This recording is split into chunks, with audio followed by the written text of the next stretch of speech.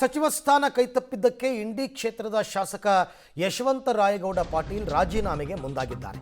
3 ಗಂಟೆಗೆ ನಾನು ರಾಜೀನಾಮೆ ಕೊಡ್ತೀನಿ, ಯಾವುದೇ ಕಾರಣಕ್ಕೂ ನಿರ್ಧಾರದಿಂದ ಹಿಂದೆ ಸರಿಯಲ್ಲ ಅಂತ ಹೇಳಿದ್ದಾರೆ. ಹಾಗಾಗಿ ಕೆಲವೇ ಕ್ಷಣಗಳಲ್ಲಿ ಯಶವಂತ ರಾಯಗೌಡ ಪಾಟೀಲ್ ರಾಜೀನಾಮೆಗೆ ಮುಂದಾಗಿದ್ದಾರೆ.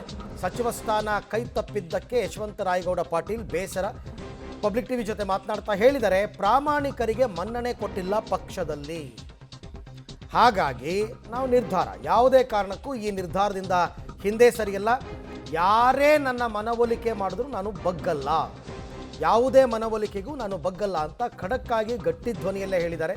ಪಬ್ಲಿಕ್ ಟಿವಿಗೆ ಯಶವಂತ ರಾಯಗೌಡ ಪಾಟೀಲ್ ಹೇಳಿಕೆಯನ್ನು ಕೊಟ್ಟಿದ್ದಾರೆ. ಈಗಾಗಲೇ ಮಾತನಾಡ್ತಾ ಹೇಳ್ತಾ ಇದ್ರು, ತುಂಬ ನಿರೀಕ್ಷೆ ಇಟ್ಕೊಂಡಿದ್ದೆ, ನಾನು ಷಡ್ಯಂತ್ರ ನಡೆದಿದೆ, ನನ್ನ ವಿರುದ್ಧ ಪಿತೂರಿ ಮಾಡಿದ್ದಾರೆ, ಕೆಲವರು ಬೇಕು ಅಂತ ತಪ್ಪಿಸಿದ್ದಾರೆ, ಹಾಗಾಗಿ ನನ್ನ ನಿರ್ಧಾರ ನನ್ನ ಕ್ಷೇತ್ರದ ಜನ ಹೇಗೆ ಹೇಳ್ತಾರೆ ಆಗ ನಾನು ಕೇಳ್ತೀನಿ ಅಂತಂದ್ಬಿಟ್ಟು ಅವರು ಕೂಡ ನಿರ್ಧಾರವನ್ನು ಮಾಡಿ ಈಗ ರಾಜೀನಾಮೆಯನ್ನು ಕೊಡ್ತಾ ಇದ್ದಾರೆ. ಯಾವುದೋ ಒಂದು ಸಹಿ ಇಲ್ಲದ ರಾಜೀನಾಮೆ ಪತ್ರ ಓಡಾಡ್ತಾ ಇತ್ತು ಆಗಲೇ, ಬಟ್ ಅಧಿಕೃತವಾಗಿ ಅವರೇ ಘೋಷಣೆ ಮಾಡಿದ್ದಾರೆ, ನಾನು ರಾಜೀನಾಮೆಯನ್ನು ಕೊಡ್ತಾ ಇದ್ದೀನಿ 3 ಗಂಟೆಗೆ ಅಂತ. ಬಟ್ ನೋಡೋಣ ಇವಾಗ ಅವ್ರು ಯಾರನ್ನು ಭೇಟಿ ಮಾಡ್ತಾರೆ. ಸ್ಪೀಕರ್ ಇಲ್ಲ, ಇನ್ನೂ ಸ್ಪೀಕರ್ ಆಯ್ಕೆ ಆಗಿಲ್ಲ. ಸೊ ಹಾಗಾಗಿ ಡೆಪ್ಯೂಟಿ ಸ್ಪೀಕರ್ನ ಮೀಟ್ ಮಾಡಿ ಕೊಡ್ತಾರಾ ಹೇಗೆ ಅಂತ ಗೊತ್ತಿಲ್ಲ. ಮೊದಲು ಇದೊಂದು ಪ್ರಮಾಣ ವಚನ ಸ್ವೀಕಾರ ನಡೆದು ಬಿಟ್ರೆ ಆಮೇಲೆ ಇವ್ರ ಮೇಲೆಲ್ಲ ಕಾನ್ಸಂಟ್ರೇಟ್ ಮಾಡ್ಬೋದು. ಈಗ ನಮ್ಮ ಜೊತೆಲಿ ಯಶವಂತ ರಾಯಗೌಡ ಪಾಟೀಲ್ ಅವರು ಇದ್ದಾರೆ. ರಾಜೀನಾಮೆಯನ್ನು ಕೊಡ್ತೀನಿ ಅಂತೇಳಿ ಈಗಾಗಲೇ ಪತ್ರನ ಮುಂದೆ ಇಟ್ಕೊಂಡಿರುವಂಥದ್ದು. ಈಗ ಅವ್ರು ನಮ್ಮ ಜೊತೆ ಮಾತಾಡ್ತಾರೆ. ಸರ್, ಈಗ ಸಚಿವ ಸ್ಥಾನ ಸಿಗದೆ ಇರೋದಕ್ಕೆ ನೀವು ರಾಜೀನಾಮೆ ಕೊಡ್ತಾ ಇದ್ದೀನಿ ಅಂತ ವಿಚಾರ ಬರ್ತದೆ, ಇದು ಕನ್ಫರ್ಮಾ? ರಾಜೀನಾಮೆ ಕೊಡ್ತಾ ಇದ್ದೀರಾ? 100% ಕನ್ಫರ್ಮ್. ನಾನು ಏನಾದರೂ ತೀರ್ಮಾನ ಮಾಡಿದೆ ಅಂದರೆ ಅದು ಕನ್ಫರ್ಮೇ ಇರ್ತದೆ. ಓಕೆ, ಏನು ವಿಚಾರಕ್ಕೋಸ್ಕರ ನೀವು ರಾಜೀನಾಮೆ ಕೊಡ್ತಾ ಇರೋದು? ಯಾಕಂದರೆ ಸಚಿವ ಸ್ಥಾನ ಕೊನೆಯ ಹಂತದ ತನಕ ಕೂಡ ಯಶವಂತ ರಾಯಗೌಡ ಪಾಟೀಲ್ ಅವರಿಗೆ ಇತ್ತು, ಕೊನೆಯ ಹಂತದಲ್ಲಿ ಕೈ ತಪ್ಪಿತು ಅಂತ ವಿಚಾರ.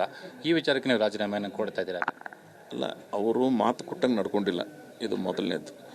ಆಮೇಲೆ ಪ್ರಾಮಾಣಿಕತೆ, ನಿಷ್ಠೆಗೆ ಬೆಲೆ ಇಲ್ಲ. ಮತ್ತು ಇಂಥ ವಾತಾವರಣದಾಗ ಇರಬೇಕು ಯಾಕೆ, ಅದಕ್ಕೆ ಈ ತೀರ್ಮಾನ ಬಂದಿನಿ ನಾನು. ಯಾಕೆ ನಿಮಗೆ ಜನ ಯಾರಿಗೆ ಅವಕಾಶ ಕೊಟ್ಟಿದ್ದಾರೆ ಅವರು ಬೇರೆ ಬೇರೆ ಪಕ್ಷದವ್ರ ಜೊತೆಗೆ ಅನೈತಿಕ ಸಂಬಂಧ, ಚುನಾವಣೆಗಳ ಒಳ ಹೊಂದಾಣಿಕೆ, ಇಂಥವ್ರಿಗೆಲ್ಲ ಈ ಪಕ್ಷದಾಗ ಅವಕಾಶ ಇತ್ತು, ಮತ್ತು ನಮ್ಮಂಥವ್ರಿಗೆ ಅವಶ್ಯಕತೆ ಇಲ್ಲ ಅಂದರೆ ಎದಕ್ಕೆ ಇರುತ್ತಲ್ಲಿ? ಯಾಕಾಗಿ ನಿಮಗೆ ಸಚಿವ ಸ್ಥಾನ ತಪ್ಪಿತು ಅಂತ? ಕೊನೆಯ ಹಂತದ ತನಕ ಕೂಡ ಯಶವಂತ ರಾಯಗೌಡ ಪಾಟೀಲ್ ಅವರ ಹೆಸರಿತ್ತು, ಹೈಕಮಾಂಡ್ ಕೂಡ ಸೂಚನೆಯನ್ನು ಕೊಟ್ಟಿದೆ, ಅವ್ರ ಪ್ರಮಾಣ ವಚನ ಸ್ವೀಕಾರ ಮಾಡಿ ಈ ಹಂತದಲ್ಲಿ ಬಂತು. ಕೊನೆಯ ಹಂತದಲ್ಲಿ ಲೀಸ್ಟ್ ಹೊರಗಡೆ ಬಂದ ಸಂದರ್ಭದಲ್ಲಿ ನಿಮ್ಮ ಹೆಸರು ಕೈ ತಪ್ಪಲಿಕ್ಕೆ ಪ್ರಮುಖ ಕಾರಣ ಏನು? ಅಲ್ಲ, ಅದನ್ನು ನೀವು ಯಾರು ತಪ್ಪಿಸಿದಾರೆ ಅವ್ರಿಗೆ ಕೇಳಬೇಕು.